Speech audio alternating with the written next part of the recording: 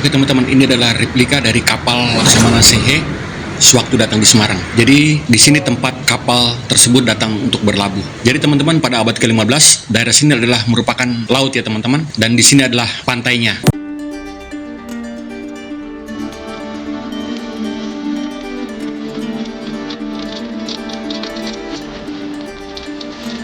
Panjang sebenarnya dari kapal ini adalah 70,75 meter teman-teman, atau panjangnya dari sini sampai ke sebelah sana teman-teman, sampai di pos merah-merah itu.